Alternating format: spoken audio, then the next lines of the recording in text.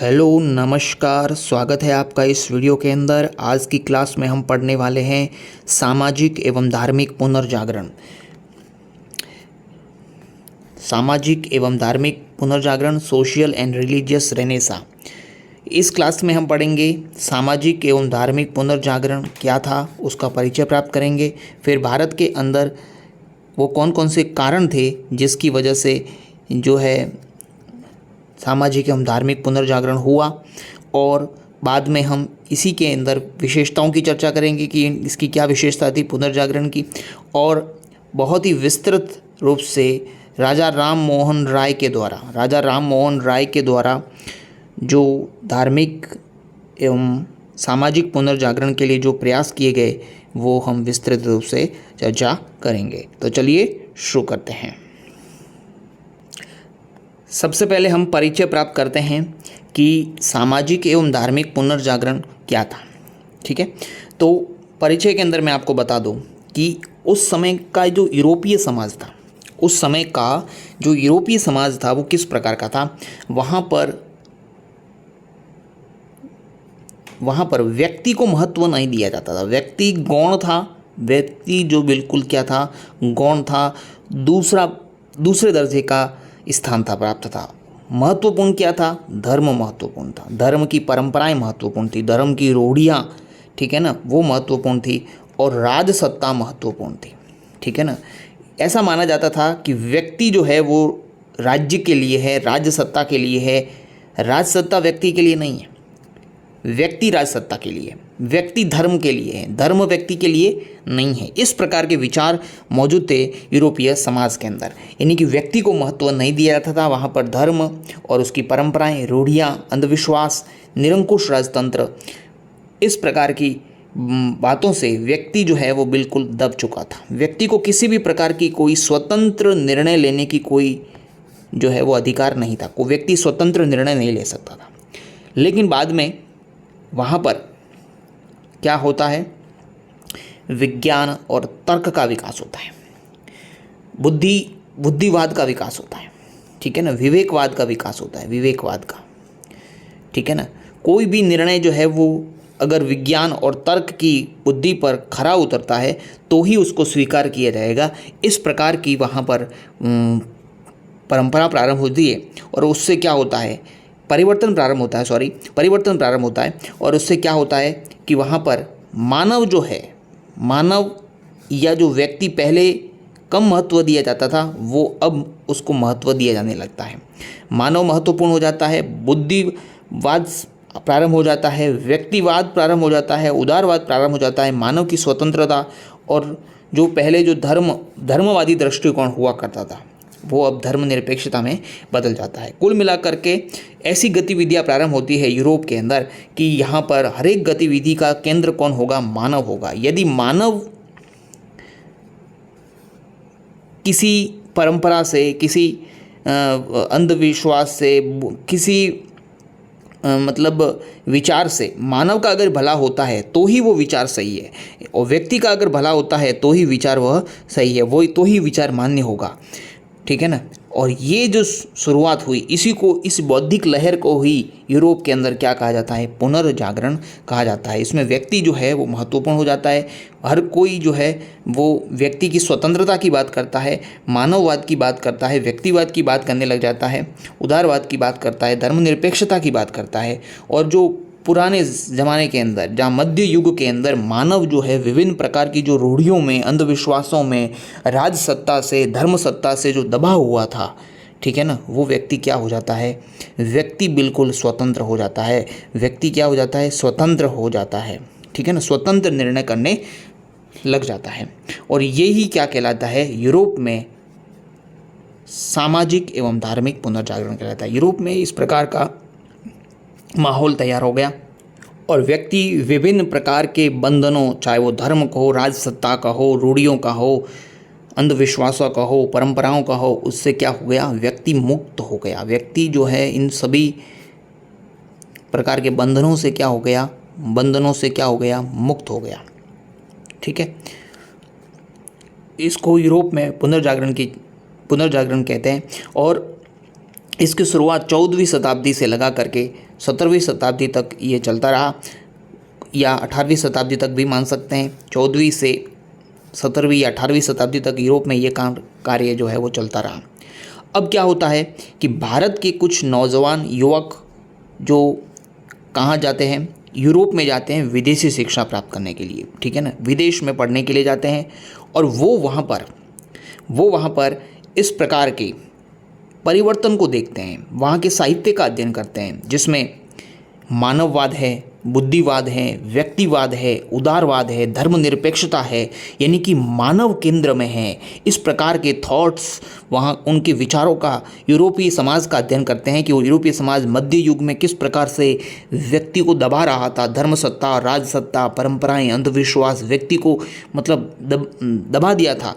उस समाज में इस प्रकार की लहर उत्पन्न होती है जहाँ मानववाद आ जाता है, बुद्धिवाद आ जाता है, व्यक्तिवाद आ जाता है, व्यक्ति कुल मिलाकर के सेंटर में आ जाता है। जब इस प्रकार के विचारों का अध्ययन जब हमारे कुछ नौजवान युवक जो है इस यूरोपीय शिक्षा का अध्ययन मतलब साहित्य का अध्ययन करते हैं, और ये जब भारत में आते हैं और देखते हैं और कंपैरेटिवली देखते हैं कि भारत का समाज भी किस प्रकार से रूढ़ियों में, अलग अलग प्रकार के कुपरंपराओं में, सती प्रथा, बाल विवाह, स्त्री के प्रति जो संकीर्णता है, धर्म स्त्री के जो प्रति संकीर्णता है, चाहे वो उसकी शिक्षा को लेकर के हो, या उसके संपत्ति में अधिकार को लेकर के हो, या जाति के नाम पर जो हमारे यहाँ पर अत्याचार होता था, धर्म के नाम पर जो आडंबर फैला हुआ था, उनका जब देखते हैं तो वो ये सोचते हैं कि भारतीय समाज को किसकी ज़रूरत है, सुधार की ज़रूरत है।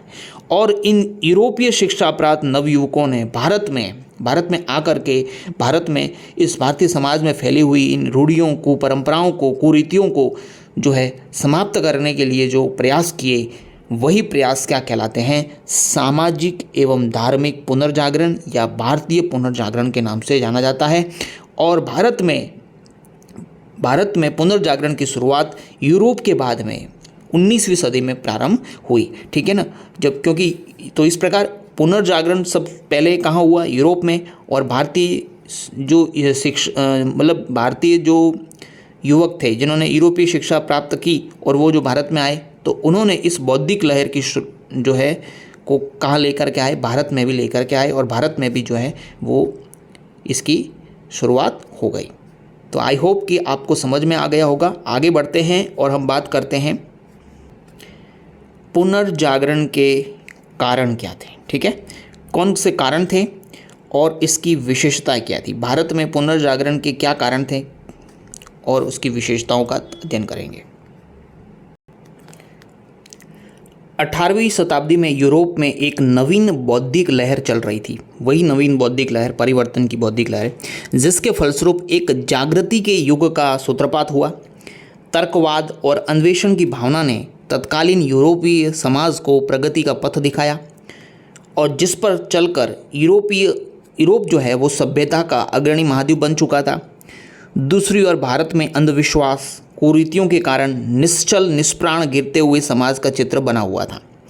और इसी समय क्या होता है, भारत के अंदर बंगाल में अंग्रेजी शिक्षा प्राप्त, जिन्होंने अंग्रेजी शिक्षा प्राप्त कर रखी थी, यूरोप के साहित्य का अध्ययन कर रखा था, कुछ बंगाली युवकों ने हिंदू धर्म और संस्कृति में विद्यमान बुराइयों और अंधविश्वास के प्रति घृणा व्यक्त की। ये जो धर्म, संस्कृति और हिंदू धर्म में जो बुराइयां हैं, अंधविश्वास है, उनके प्रति घृणा व्यक्त करना प्रारंभ किया। किसने किया? कुछ बंगाली युवकों ने।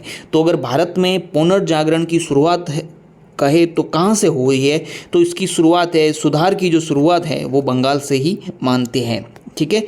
और राजा राम मोहन राय के द्वारा इसको प्रारंभ किया गया था। इन बंगाली बुद्धिजीवियों ने राजा राम मोहन राय और उनके अनुयायियों ऐसे पहले बुद्धिवादी थे जिन्होंने पाश्चात्य संस्कृति का अध्ययन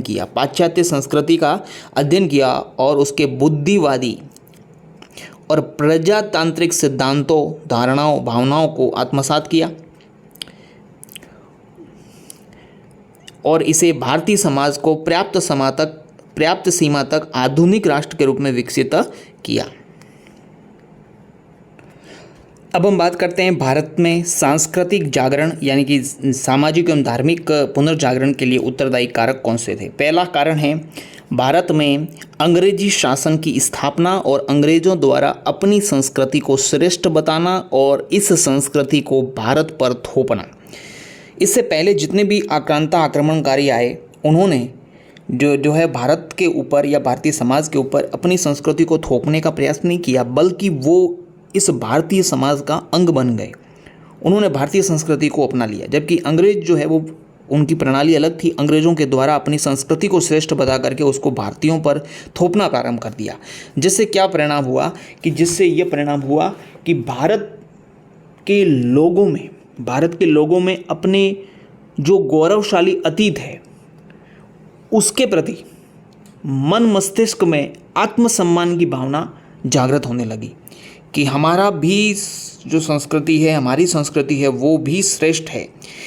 ये भाव उनमें कब उत्पन्न हुआ भारतीयों में? जब अंग्रेजों के द्वारा अपनी संस्कृति को थोपने का प्रयास किया गया।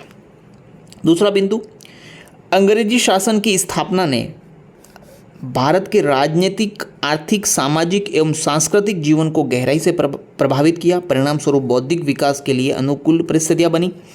तीसरा, प्राच्यवादियों के द्वारा। प्राच्यवादी कौन थे? प्राच्यवादी वो विद्वान थे जो कि भारत के अंदर भारतीय सभ्यता की जो है प्रशंसक थे। भारत के अतीत को जो है वो वैभवशाली बताते थे। भारतीय संस्कृति, भारतीय भाषाओं का समर्थन करते थे, ठीक है ना। विदेशियों से हम श्रेष्ठ है, ठीक है ना। तो जो हमारे जो प्राच्यवादी थे उसमें sir William Jones, James Prinsep's, Charles Wilkins और मैक्स मुलर, इन्होंने क्या बताया कि भारत जो है वो बहुत ज़्यादा वैभवशाली है और इससे क्या हुआ, अपने गौरवशाली अतीत की जानकारी प्राप्त करके भारत में अपनी जो आत्मगौरव और आत्मसम्मान की भावना खड़ी हुई। चौथा, ईसाई मिशनरियों के द्वारा यहाँ पर बार बार जो है वो धर्म प्रचार किया और हिंदुओं को ईसाई धर्म में बदला जा रहा था। ईसाइयों के अंदर ईसाई बनाया जा रहा था। तो हमारे यहाँ के लोगों को ये लगा कि भारतीय समाज में जो बुराइयाँ आ गई हैं उन बुराइयों को समाप्त करना बहुत ज़रूरी हो गया है, नहीं तो पूरा भारतीय समाज क्या हो जाएगा, ईसाई हो जाएगा, ठीक है ना। ईसाई मिशनरियों के द्वारा जो धर्म प्रचार किया जा रहा था और भारतीय समाज में जो बुराइयां फैली हुई थी उसकी वजह से लोग क्या बने जा रहे थे, ईसाई बनते जा रहे थे। तो इस ईसाईकरण को रोकने के लिए भारतीय समाज में सुधार की बहुत ज़्यादा आवश्यकता महसूस किए जाने लगी। अब हम आगे बात करते हैं इसकी विशेषताओं की। भारत में जो सामाजिक और धार्मिक पुनर्जागरण या सुधार आंदोलन हो रहे हैं उनका उद्देश्य सामाजिक ढांचे की समाप्ति न खो करके, इसको सामाजिक जो ढांचा है उसको पूरी तरह समाप्त करना नहीं है या कोई क्रांति करना नहीं है, बल्कि समाज में व्याप्त कुरीतियों को समाप्त करना है। केवल जो कुरीतियाँ आ गई है उसको समाप्त करना है। दूसरा, हमारे समाज को हमारे समाज का आधुनिकीकरण करना है। आधुनिकीकरण की इच्छा है, लेकिन पाश्चात्य संस्कृति का अंधानुकरण नहीं करना है। पाश्चात्य संस्कृति के अंदर जो अच्छे तत्व है, जो अच्छी बातें हैं, ठीक है ना, जो अच्छे गुण हैं, उनको ही अपनाना है, ठीक है ना। उस पाश्चात्य संस्कृति का अंधानुकरण की प्रवृत्ति न होकर के इन तत्वों को तर्क के आधार पर भारतीय संस्कृति में समाहित करना इसकी विशेषता है। तीसरी विशेषता, प्रजातंत्र, स्वतंत्रता, व्यक्तिवाद, उदारवाद, ठीक है ना, मानववाद जैसे आधुनिक वैश्विक मूल्यों को अपनाने पर बल दिया गया। प्रजातंत्र, स्वतंत्रता, व्यक्तिवाद, उदारवाद, मानवतावाद, ठीक है ना, ऐसे आधुनिक मूल्यों को हमारे समाज में अपनाने पर बल दिया गया। चौथी बात, यह आंदोलन सामान्यतः किस प्रवृत्ति का था? धर्मनिरपेक्ष प्रवृत्ति का था सामान्यतः, लेकिन कहीं कहीं पर व्यक्ति और संस्था के स्तर पर धार्मिक संकीर्णता के तत्व भी देखने को मिलते हैं। पांचवी बात, इस आंदोलन की एक नकारात्मक विशेषता यह थी कि चाहे वो प्रार्थना समाज हो, ठीक है ना, प्रार्थना समाज जो कि ब्रह्म समाज का अंग था, मुख्यतः मध्यम वर्गीय लोगों तक ही पहुंच पाया। और मुख्यतः शहरी क्षेत्रों तक ही सीमित रह पाया। ठीक है ना, ये विशेषता ये थी कि पूरे समाज को प्रभावित नहीं कर पाया। कुछ जो संस्थाएं, जो समाज सुधार की संस्थाएं बनी, उन्होंने केवल मध्यम वर्गीय जो लोग थे और शहरी क्षेत्र के लोग थे उनको ही प्रभावित कर पाए। ये इसकी नकारात्मक विशेषताएं थी। इससे जुड़े कुछ धार्मिक संस्थाओं जैसे ब्रह्म समाज, रहनुमाई माजदायसन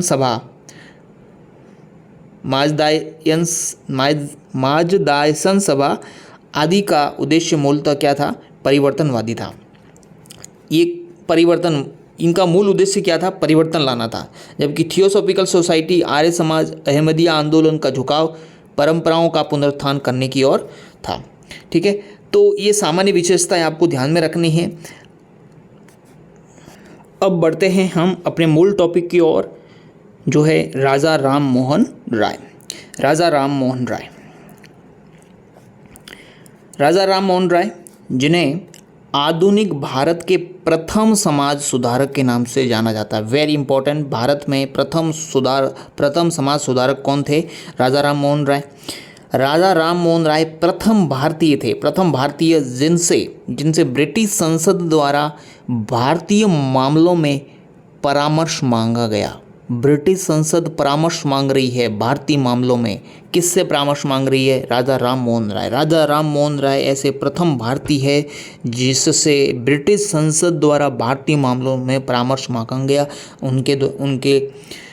उनसे मांगा गया परामर्श। और उसके बाद में राजा राम मोहन राय प्रथम भारतीय थे जिन्होंने सबसे पहले भारतीय समाज में व्याप्त मध्ययुगीन बुराइयों के विरोध में, जो मध्ययुगीन बुराइयाँ मतलब वही, ठीक है ना, अलग अलग प्रकार की जो कुरीतियाँ थी धर्म में, समाज में, ठीक है ना, उनके विरोध में जो है आवाज़ उठाई। सबसे पहले आवाज़ उठाने वाले कौन थे? ठीक है ना, वो है राजा राम मोहन राय। इसके अलावा राजा राम मोहन राय पहले भारतीय है जिन्होंने समुद्र पार करके यूरोप की धरती पर कदम रखा। ठीक है ना, पहले क्या होता था कि विदेशी धरती को जो है वो अपवित्र माना जाता था। ठीक है ना, और जो भी व्यक्ति यूरोप की या समुद्र पार यात्रा करता था उसको बहुत ही पापी माना जाता था। ठीक है ना, अधार्मिक माना जाता था। लेकिन राजा राम मोहन राय पहले व्यक्ति थे जिन्होंने इस परंपरा को तोड़ा और समुद्र पार यात्रा करके यूरोप की धरती पर कदम रखा, वहाँ के साहित्य का अध्ययन किया। राजा राम मोहन राय को अलग अलग उपाधियों से संबोधित किया जाता है। सुभाष चंद्र बोस के द्वारा उनको युगदूत की उपाधि दी गई। भारतीय पुनर्जागरण का प्रभात का तारा, भारतीय राष्ट्रवाद का जनक, आधुनिक भारत का पिता और पत्रकारिता का अग्रदूत भी कहा जाता है। अब हम बात करते हैं राजा राम मोहन राय के जीवन से जुड़ी हुई बातों का परिचय प्राप्त करते हैं। उनके द्वारा लिखा गया साहित्य, ग्रंथ, जो लेखन कार्य हुआ, पत्र पत्रिकाएं जो लिखी गई, और इनके द्वारा जो सामाजिक और धार्मिक पुनर्जागरण किस प्रकार से प्रेरित किया गया उसके बारे में चर्चा करते हैं।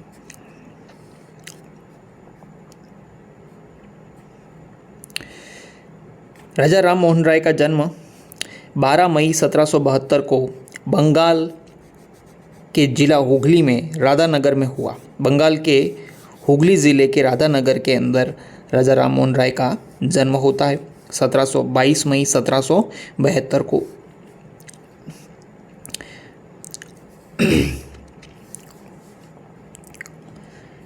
पिता का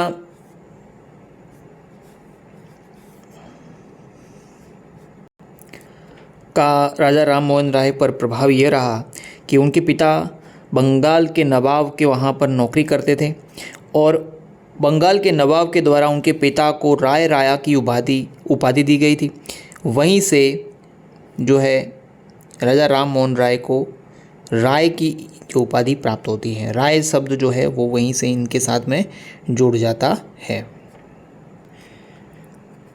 इनको भाषा के दृष्टिकोण से प्राच्य और पाश्चात्य दोनों भाषाओं का बहुत अच्छा ज्ञान था। प्राच्य भाषाओं की बात करें तो उनको अरबी, फारसी और संस्कृत भाषाओं का अच्छा ज्ञान था और अरबी फारसी का अच्छा ज्ञान होने की वजह से ही इनको मौलवी की उपाधि दी गई थी। पाश्चात्य भाषाओं के अंदर इनको अंग्रेजी, फ्रांसीसी, लैटिन, यूनानी और हिब्रू भाषाओं का ज्ञान था। अंग्रेजी, फ्रांसीसी, लैटिन और यूनानी और हिब्रू भाषाओं का ज्ञान था। राजा राम मोहन राय के द्वारा अपनी शिक्षा पटना और वाराणसी से पूर्ण की गई।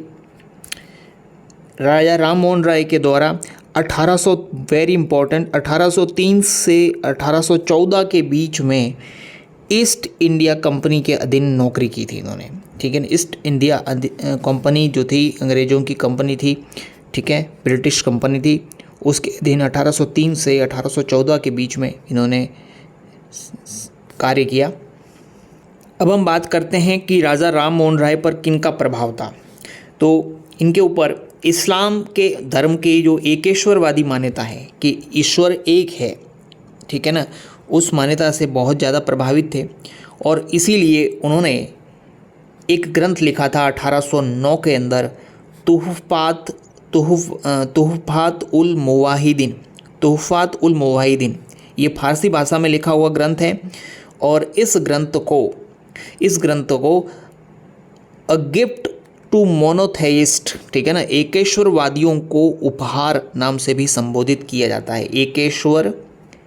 एकेश्वरवादियों को क्या है, एक उपहार है, ठीक है ना। अ गिफ्ट टू मोनोथेइस्ट, तुहफ़ात उल मुवाहिदीन 1809 में लिखा हुआ ग्रंथ है जो फारसी भाषा में लिखा हुआ है। इसके अलावा इस एकेश्वरवादी मत का प्रचार करने के लिए राजा राम मोहन राय के द्वारा आत्मीय सभा की स्थापना की गई थी। आत्मीय सभा, ठीक है ना, आत्मीय सभा की स्थापना 1815 में की गई थी। और क्यों की गई थी? एकेश्वरवादी मत के प्रचार के लिए इसकी स्थापना की गई थी। और इस संस्था को स्थापित करने में उनका साथी कौन था? द्वारिकानाथ ठाकुर। इसके अलावा वो सूफी मत से प्रभावित थे, सूफी रहस्यवाद से प्रभावित थे। ईसाई धर्म के अंदर मौजूद आचार शास्त्रीय नीतिपरक शिक्षा से प्रभावित थे और उन्होंने इस पर एक पुस्तक भी लिखी थी जिसका नाम है 1820 में उन्होंने एक पुस्तक लिखी थी, ईसा के नीति वचन, शांति और खुशहाली। ईसा के नीति वचन, शांति और खुशहाली, अंग्रेजी में कहते हैं इसको precept of Jesus, the guide to peace and happiness, a guide to the peace and happiness, ठीक है ना, ईसा के नीति वचन और खुशहाली। राजा राम मोहन राय पर पश्चिमी यूरोप की कुछ विचारधाराओं का भी प्रभाव था, जिसमें से प्रमुख रूप से उदारवाद, बुद्धिवाद, तर्कवाद और मानवतावाद। आपको परीक्षा में इस प्रकार के ऑप्शन देकर के पूछा जा सकता है कि राजा राम मोहन राय पश्चिमी यूरोप के किन विचारधाराओं से प्रभावित थे, और बीच में आपको जैसे एक दे दिया उदारवाद, बुद्धिवाद, तर्कवाद और चौथा दे देते हैं सामंतवाद। तो आपको किन विचारधाराओं से प्रभावित नहीं थे, इस प्रकार का प्रश्न पूछा जाए तो सामंतवाद आ जाएगा इसका उत्तर, क्योंकि उदारवाद, बुद्धिवाद, तर्कवाद, मानवतावाद, ठीक है ना, इनसे प्रभावित है। तो इस प्रकार का प्रश्न आपको पूछा जा सकता है, आपको ध्यान रख लेना है। आगे हम बात करते हैं राजा राम मोहन राय के सामाजिक विचार। सामाजिक विचारों की बात करें तो उन्होंने समाज में फैली हुई कुरीतियों, विशेषकर सती प्रथा, बहुपत्नी प्रथा, जातिवाद, वैश्यागमन इत्यादि का इन्होंने विरोध किया। और इनके जीवन में एक टर्निंग पॉइंट आता है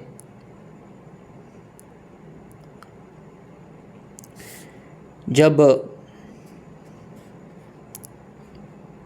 इनके 1811 में बड़े भाई की मृत्यु के बाद इनकी भाभी को जो है वो सती कर दिया जाता है, ठीक है ना, सती करने के लिए मजबूर कर दिया जाता है। 1811 में जब इनके भाई की मृत्यु हो जाती है तो इनकी भाभी जो है उनको सती कर दिया जाता है। यहाँ से उनके जीवन में, उनके मन के अंदर सती प्रथा के विरुद्ध एक विरोध भाव जागता है और 1818 में वो सती प्रथा के विरुद्ध आंदोलन खड़ा कर देते हैं। और इस आंदोलन की वजह से ही 1829 में गवर्नर जनरल विलियम बेंटिक द्वारा कानून लाया जाता है। तब राजा राम मोहन राय के द्वारा सरकार की इस कार्य के अंदर मदद की जाती है और इसी 1829 के कानून की धारा 17 में ये ध्यान रख लेना, ये धारा आपके राजस्थान बोर्ड की जो पुस्तकें हैं उनके अंदर इसका विशेष रूप से उल्लेख किया गया है, तो आपको ध्यान रखना है। धारा 17 में मानव जो व्यक्ति सती प्रथा को मतलब प्रोत्साहित करेगा उसके खिलाफ मानव हत्या का मुकदमा दर्ज करने का प्रावधान है इस 1829 वाले कानून के अंदर, धारा 17 के अंदर। ये ध्यान कर लेना आप। इसके अलावा इन्होंने बहुविवाह का विरोध किया, विधवा विवाह और अंतरजातीय विवाह का समर्थन किया। स्त्री उत्तराधिकार का समर्थन किया कि स्त्रियों को भी पिता की संपत्ति में अधिकार मिलना चाहिए, और इसके लिए उन्होंने 1822 में हिंदू उत्तराधिकार अधिनियम नामक पुस्तक का भी प्रकाशन किया था। इसके अलावा इन्होंने स्त्री शिक्षा हेतु बालिका विद्यालय, पूरे भारत भर के अंदर कई जगह जो है वो बालिका विद्यालय खोले गए थे, ठीक है ना, बालिका विद्यालय। तो ये भी आपको याद रखना है कि बालिका विद्यालय किसके द्वारा खोले गए थे, स्त्री शिक्षा हेतु, ठीक है। स्त्री उत्तराधिकार का समर्थन किया, विधवा विवाह अंतरजातीय विवाह का समर्थन किया, बहुविवाह का विरोध किया, सती प्रथा का विरोध किया। आगे हम बात करते हैं उनके धार्मिक विचारों की। तो धार्मिक विचारों में उन्होंने मूर्ति पूजा का खंडन किया, और मूर्ति पूजा का खंडन करने के लिए उन्होंने वेदों में जो बातें लिखी हुई हैं, वेदोक्तियों के माध्यम से इस बात का खंडन किया कि मूर्ति पूजा जो है वो ठीक नहीं है। और मुख्य उद्देश्य क्या था, धार्मिक विचारों का जो मुख्य उद्देश्य यह है कि भारतीय वेदांत के सत्य का दर्शन कराना है। भारतीयों को जो वेदांत में बातें लिखी हुई है, वेदांत का जो दर्शन है उसका ज्ञान जो है वो भारतीयों को कराना है, ठीक है ना। जो वेदांत की सत्यता का ज्ञान जो है वो भारतीय समाज को कराना है, और इस ज्ञान कराने के लिए उन्होंने 1825 में इस वेदांत की शिक्षा देने के लिए वेदांत कॉलेज की स्थापना करवाई थी, ठीक है। आगे ध्यान कर लेना है कि उन्होंने अपने धार्मिक मत का प्रचार करने के लिए 20 अगस्त 1828 को ब्रह्म समाज की स्थापना की। ब्रह्म समाज, ठीक है ना, गॉड सोसाइटी।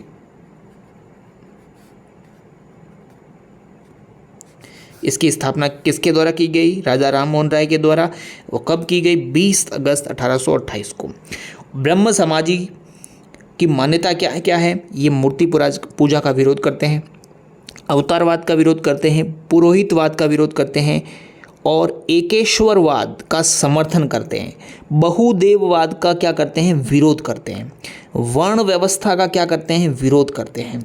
इसके अलावा कर्म और पुनर्जन्म के बारे में उनका जो मत यह है कि उसको मानो या न मानना व्यक्ति की इच्छा पर है, ठीक है ना।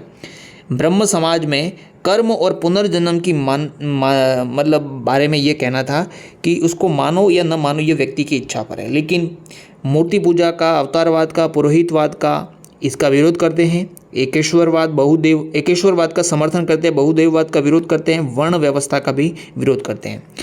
ब्रह्म समाज के प्रथम प्रधानमंत्री कौन थे, आपको याद रख लेना है, ताराचंद चक्रवर्ती। ये ब्रह्म समाज के प्रथम प्रधानमंत्री थे। आगे बात करते हैं राजा राम मोहन राय के राजनीतिक विचारों की चर्चा करें हम तो इसके अंदर पहली बात आती है प्रेस की स्वतंत्रता, ठीक है ना, जिसे अभिव्यक्ति की स्वतंत्रता भी कहते हैं, उसके ये समर्थक है।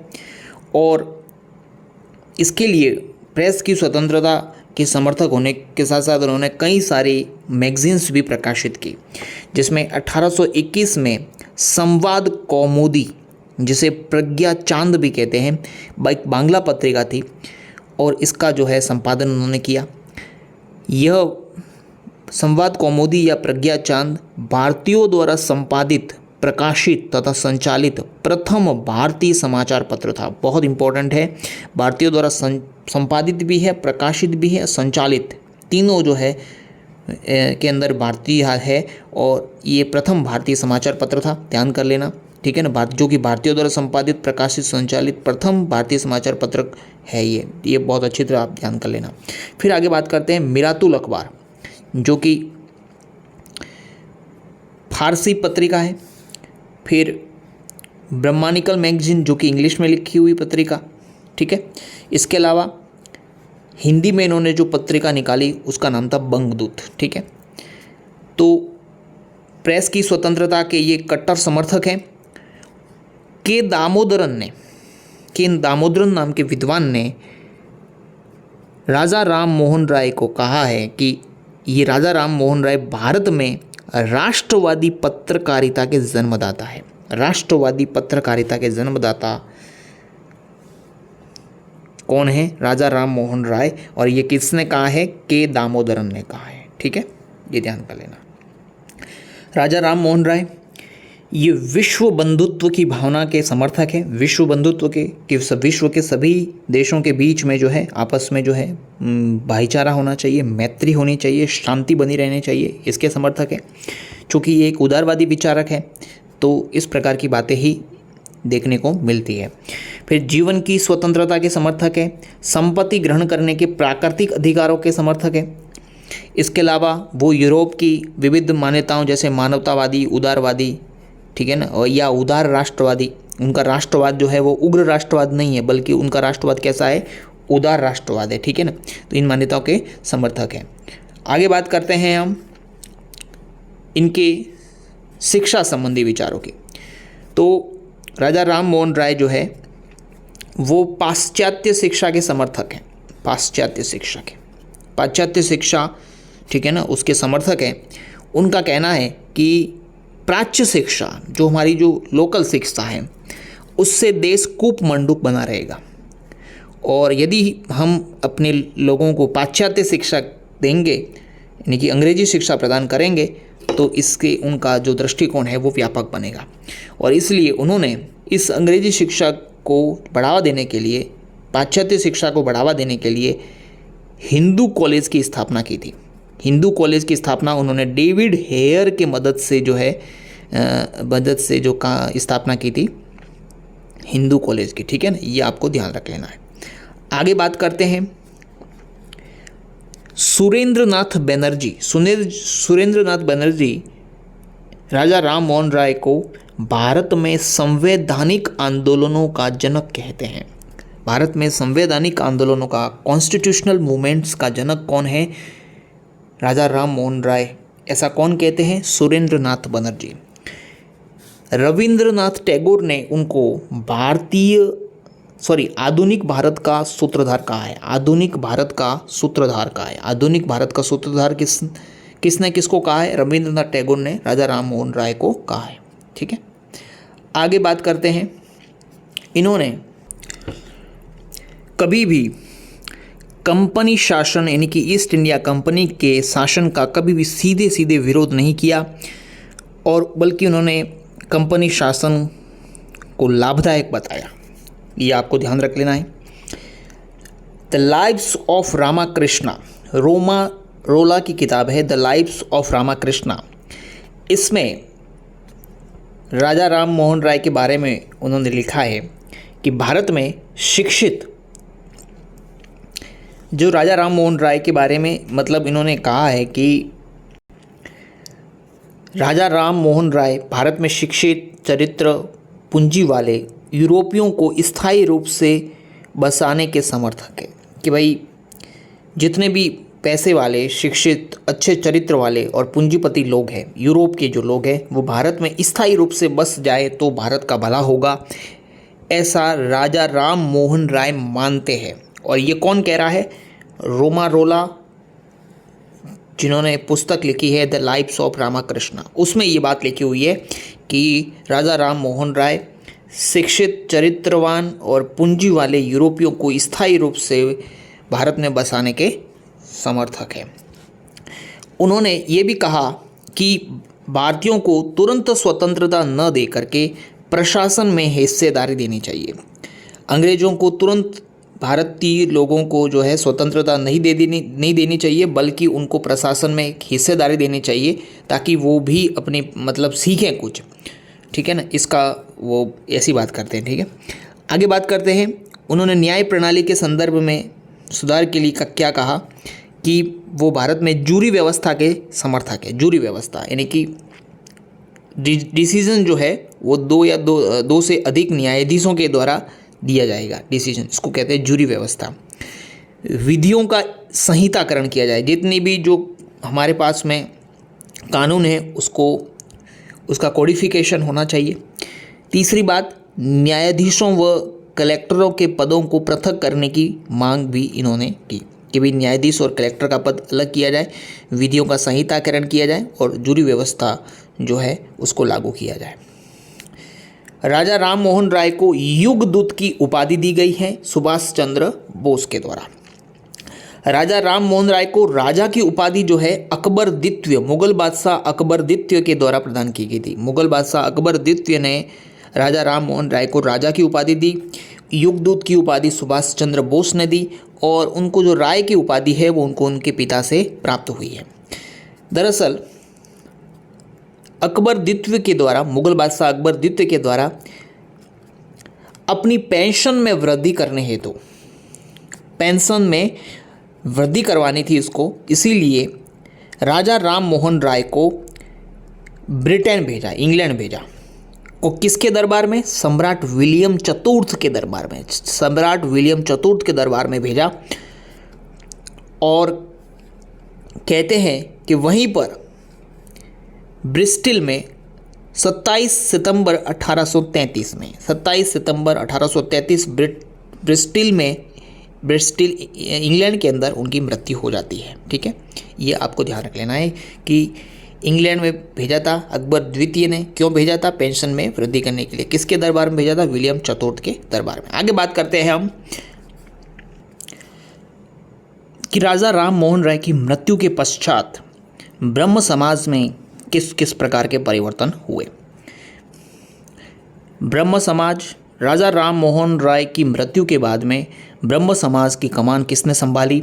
महर्षि द्वारिकानाथ टैगोर और पंडित रामचंद्र, पूरा नाम था पंडित रामचंद्र विद्यावागीश। ठीक है ना, पंडित रामचंद्र विद्यावागीश और महर्षि द्वारिकानाथ टैगोर के द्वारा जो है ब्रह्म समाज को संभाला जाता है। ठीक है, और उसके बाद में महर्षि द्वारिकानाथ टैगोर के पुत्र देवेंद्र नाथ टैगोर जो है वो इसकी कमान संभालते हैं। देवेंद्र नाथ टैगोर, जिन्होंने ब्रह्म धर्म नामक पुस्तक का संकलन किया और साथ में जब ये ब्रह्म समाज के सदस्य बने उससे पहले, ब्रह्म समाज में शामिल होने से पहले इन्होंने कलकत्ता में तत्वरंजनी सभा या तत्वबोधिनी सभा, ठीक है ना, तत्वरंजनी सभा जो 1839 में स्थापित की गई थी, यही बाद में कालांतर में तत्वबोधिनी सभा में बदल गई थी। ठीक है ना, उसका संचालन किया करते थे देवेंद्र नाथ टैगोर ब्रह्म समाज में आने से पहले, और ब्रह्म धर्म नामक पुस्तक लिखी थी इन्होंने। तो ये जो तत्वरंजनी सभा थी, जिसमें तत्वरंजनी सभा के अंदर धर्म की खोज, उपनिषदों का प्रचार, ठीक है ना, ये किया जाता था। ब्रह्म स्वरूप ब्रह्मोपासना की जाती थी। और इस तत्वरंजनी सभा के एक और सदस्य थे पंडित ईश्वर चंद्र विद्यासागर। पंडित ईश्वर चंद्र विद्यासागर ये भी तत्वरंजनी या तत्वबोधिनी सभा के सदस्य थे। तो देवेंद्र नाथ टैगोर 21 दिसंबर 1843 को ब्रह्म समाज में शामिल हो जाते हैं। और उसके बाद में केशव चंद्र सेन, जिनकी नियुक्ति 1857 में किसके द्वारा की जाती है? देवेंद्र नाथ टैगोर द्वारा केशव चंद्र सेन की नियुक्ति की जाती है। और कुछ ही दिनों के बाद में केशव चंद्र सेन को आचार्य नियुक्त कर दिया जाता है। ब्रह्म समाज के अंदर आचार्य के पद पर जो है वो नियुक्त कर दिया जाता है। केशव चंद्र सेन जब आचार्य बन जाते हैं तो उनके निर्देशन में ब्रह्म समाज जो है वो एक अखिल भारतीय आंदोलन का स्वरूप धारण कर लेता है। अखिल भारतीय स्वरूप, ठीक है ना, ब्रह्म समाज को अखिल भारतीय स्वरूप देने वाले कौन थे? केशव चंद्र सेन। परंतु केशव चंद्र सेन जो थे वो एक उदारवादी व्यक्ति थे, और जिसके कारण से वो हिंदू धर्म को संकीर्ण मानते थे, और ईसाई, मुसलमान, पारसी धर्म की पुस्तकों का भी पाठ जो है वो ब्रह्म सभा में करना शुरू कर दिया। अब ब्रह्म सभा जो ब्रह्म समाज था उसके अंदर हिंदू धर्म के साथ साथ में ईसाई, पारसी, मुसलमान, इन सभी धर्मों की पाठ्य पुस्तकों का या माफ़ कीजिएगा, इन धार्मिक पुस्तकों का क्या करना शुरू कर दिया, पाठ होना शुरू कर दिया यहाँ पर। इससे देवेंद्रनाथ टैगोर और केशव चंद्र सेन के बीच में जो है मतभेद उत्पन्न हो गया और इससे ब्रह्म समाज का विभाजन हो जाता है। इसको प्रथम विभाजन कहते हैं और 1865 में केशव चंद्र सेन को ब्रह्म समाज से निकाल दिया जाता है। आचार्य पद से मुक्त करके इनको ब्रह्म समाज से निकाल दिया गया। तो केशव चंद्र सेन और उनके अनुयायियों के द्वारा एक नवीन विधान या नए ब्रह्म समाज का निर्माण किया जिसे भारतीय ब्रह्म समाज कहते हैं। और देवेंद्रनाथ टैगोर वाले ब्रह्म समाज को अब आदि ब्रह्म समाज के नाम से जाना जाने लगा।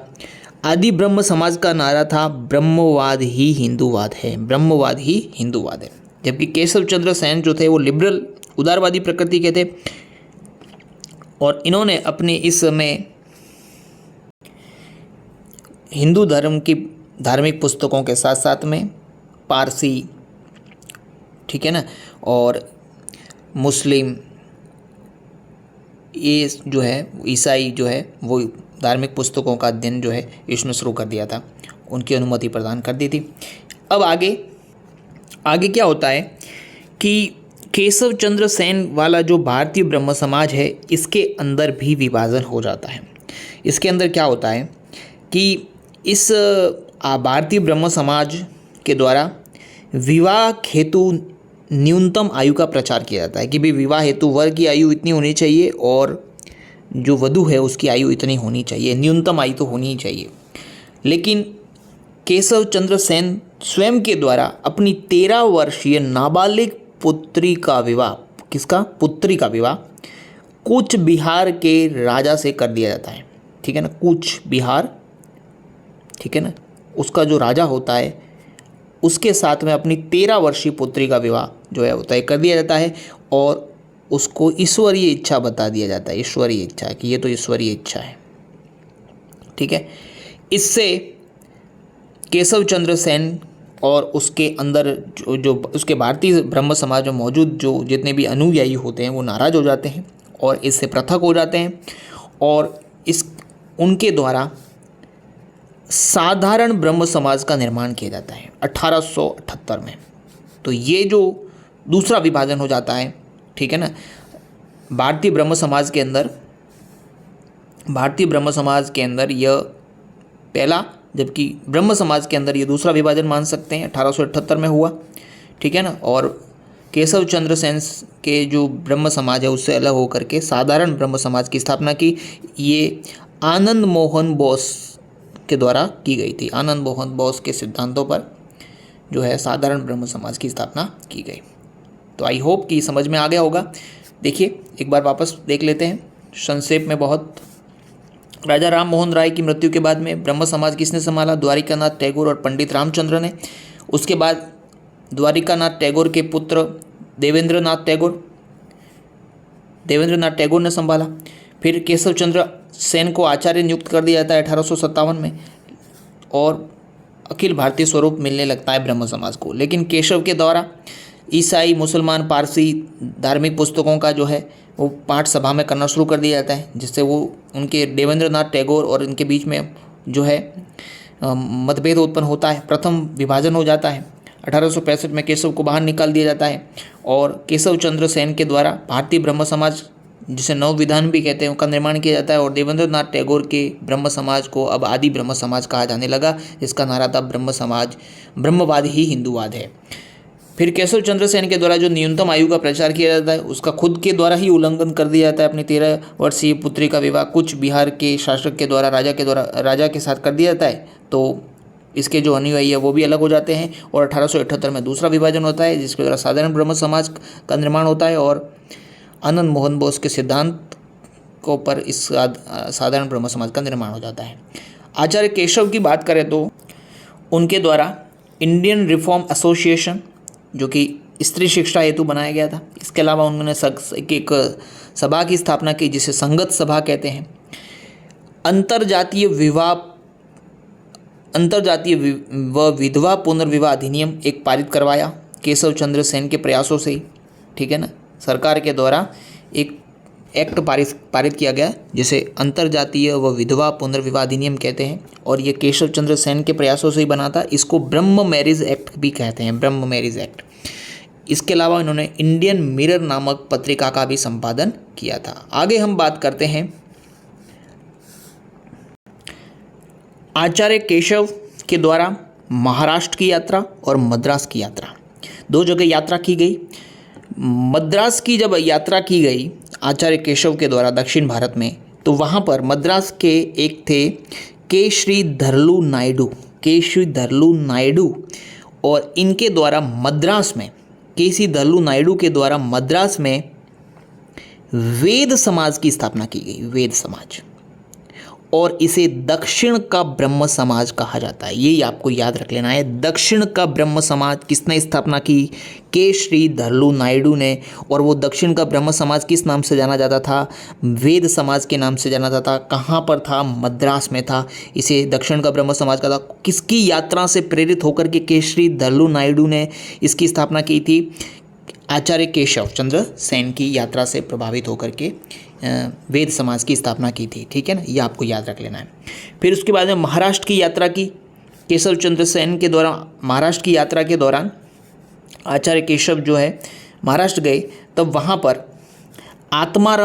आत्माराम पांडुरंग और महादेव गोविंद रानाडे, आत्माराम पांडुरंग और महादेव गोविंद रानाडे के द्वारा प्रार्थना समाज की स्थापना की गई। प्रार्थना समाज जो 1867 में स्थापित किया गया था और इसे हम महाराष्ट्र का ब्रह्म समाज कह सकते हैं कि जो कार्य ब्रह्म समाज बंगाल के अंदर जो ब्रह्म समाज कार्य कर रहा था, ठीक है ना, बंगाल के अंदर जो कार्य ब्रह्म समाज के द्वारा किए जा रहे थे, वही कार्य महाराष्ट्र में कौन कर रहा है? प्रार्थना समाज कर रहा है। वही कार्य मद्रास में कौन कर रहा है? वेद समाज कर रहा है। बंगाल में जो कार्य ब्रह्म समाज के द्वारा किए जा रहे हैं, वही कार्य महाराष्ट्र में कौन कर रहा है?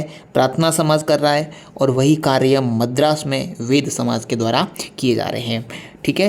प्रार्थना समाज की स्थापना किसने की थी? आत्माराम पांडुरंग और महादेव गोविंद रानाडे। इसके अलावा इसमें एक और विद्वान शामिल थे, R.G. भंडारकर। ये भी आपको याद रख लेना है, प्रार्थना समाज के संस्थापकों में से एक है। आगे हम बात करते हैं महादेव गोविंद रानाडे के बारे में। कुछ जानकारी है जो आपको याद रख सकते हैं तो रखनी चाहिए। पश्चिम भारत में इनको सांस्कृतिक पुनर्जागरण का अग्रदूत कहते हैं। इन्होंने सार्वजनिक समाज की स्थापना की। इनके पास में बहुत अच्छी मेधा शक्ति, याददाश्त शक्ति थी। इस कारण से इनको महाराष्ट्र का सोक्रात कहा जाता है। इनके द्वारा शुद्धि आंदोलन प्रारंभ किया गया। 1834 में दक्कन एजुकेशन सोसाइटी की स्थापना की। तिलक गोखले और आगरकर के साथ में मिल करके महादेव गोविंद रानाडे ने तिलक गोखले और आगरकर के साथ में दक्कन एजुकेशन सोसाइटी की स्थापना की, जिसे बाद में, ठीक है ना, ये इसकी स्थापना पूना में की गई थी, जिसके बाद में वापस जो है वो फर्ग्यूसन कॉलेज में बदल दिया गया था, ठीक है। ये थोड़ा साल का ध्यान रख लेना है। इसके अलावा राजा राम मोहन राय जो थे, राजा राम मोहन राय 1824 ईस्वी में एशियाटिक सोसाइटी ऑफ पेरिस की सदस्यता प्राप्त करने वाले प्रथम हिंदू थे। राजा राम मोहन राय 1824 में एशियाटिक सोसाइटी ऑफ पेरिस की सदस्यता प्राप्त करने वाले प्रथम हिंदू थे। इसके अलावा उन्होंने वेद और उपनिषदों का बांग्ला भाषा में अनुवाद किया, बांग्ला व्याकरण का संकलन किया। इन्होंने बांग्ला व्याकरण का संकलन किया, ये आपको याद रख लेना। बांग्ला व्याकरण, वेद उपनिषदों का बांग्ला में अनुवाद, और ये तीनों बातें आपके राजस्थान बोर्ड की पुस्तक जो पहले चलती थी उसमें ये बातें लिखी हुई है, तो आपको याद रख लेनी है, ठीक है। इसके अलावा राजा राम मोहन राय के कुछ उपाधियाँ या उपनाम हैं, उनको आप थोड़ा सा देख लीजिए हल्का, ठीक है ना। भारतीय राष्ट्रवाद का जनक, आधुनिक भारत के पिता, अतीत और भविष्य के मध्य का सेतु कहा जाता है, भारतीय राष्ट्रवाद का जनक कहा जाता है, इसके अलावा आधुनिक भारत के पिता कहा जाता है, भारतीय पुनर्जागरण व भारतीय उदारवाद का जनक कहा जाता है और भारतीय उदार राष्ट्रीयता का पैगंबर कहा जाता है इनको। और भारत में पत्रकारिता का अग्रदूत कहा जाता है, भारत में पत्रकारिता का अग्रदूत कहा जाता है क्योंकि इन्होंने बहुत सारी पत्रिकाएं खुद भी लिखी, साथ साथ में ये अभिव्यक्ति की, प्रेस की स्वतंत्रता के पक्षधर थे। तो इसी के साथ में राजा राम मोहन राय से जुड़े हुए सामाजिक एवं धार्मिक सुधार आंदोलन का टॉपिक खत्म होता है। अगले वीडियो के अंदर हम दयानंद सरस्वती और स्वामी विवेकानंद के द्वारा किए गए सामाजिक और धार्मिक सुधार आंदोलन की चर्चा करेंगे। आई होप कि आपको ये वीडियो पसंद आया होगा। तो अगर वीडियो पसंद आया हो तो चैनल को सब्सक्राइब और मित्रों के साथ इसको शेयर करें। बहुत बहुत धन्यवाद।